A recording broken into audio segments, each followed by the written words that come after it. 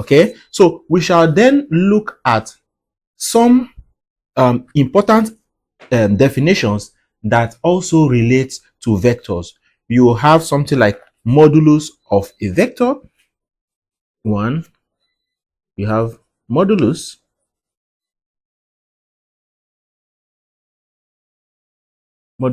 of a vector. Modulus of a vector, we can say to be the magnitude of a vector. Okay, so the magnitude of a vector is known as the modulus of that vector. Remember, I said vector quantities have both magnitude and direction. So when we talk about the modulus of a vector, we are referring to the magnitude of a vector. Number two of the important definitions which relates to vectors we'll be looking at is unit vectors. So you may hear something also when dealing with vectors as unit vectors or unit vector. And a unit vector is a vector that has a magnitude of 1. A unit vector is a vector that has a magnitude of 1. So it's singular. Okay. So if you are talking about one vector, okay, it is self-explanatory. Okay, unit vector, a vector that has its magnitude to be 1. We also have what we refer to as equal vectors.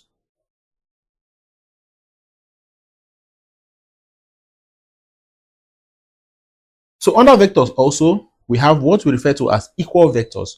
So we say two vectors are said to be equal if they have equal magnitude and same direction. If they have equal magnitude and same direction, if this is a velocity of 3 meters per second, and this is also a velocity of 3 meters per second, these two are referred to as equal vectors, okay? Because the body moving with this velocity is equal to the body moving with this velocity. Their velocities are said to be the same. We refer to them as equal vectors. We also have negative vectors. So in the course of vectors, you may hear something like a negative vector. What do we mean by a negative vector? A negative vector of a given vector is a vector of same magnitude but acting in a direction opposite to that of the given vector. For example, I gave you a vector of 3 meters per second, a velocity of 3 meters per second. Okay, if you have a velocity of 3 meters per second in the opposite direction is referred to as a negative vectors. Or you can say two vectors are said to be negative of each other if their total or their algebraic sum gives you 0. Okay, they are said to be negative vectors. One, their magnitudes are the same, but their direction are said to be opposite of each other. Another term that is used or related to vectors that you will be hearing about is what we refer to as co-initial vector. Co-initial vector. So co-initial vectors, the vectors are said to be co-initial if their initial point is common. If two vectors have the same initial point, then we refer to them as co-initial vectors. We also have collinear vectors. I think this is a common one which you may know. Collinear vector.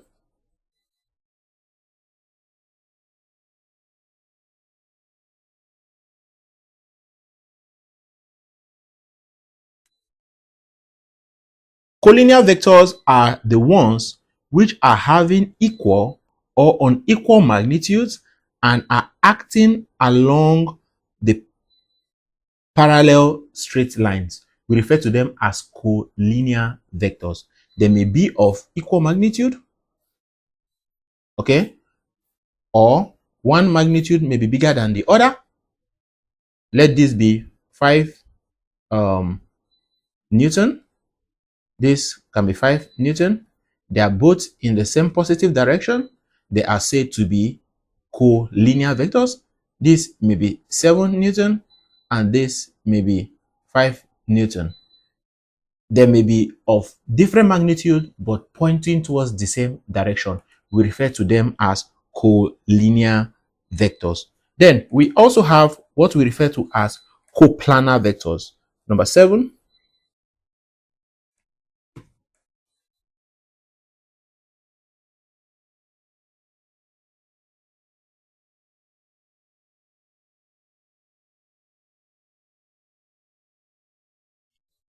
Coplanar vectors, vectors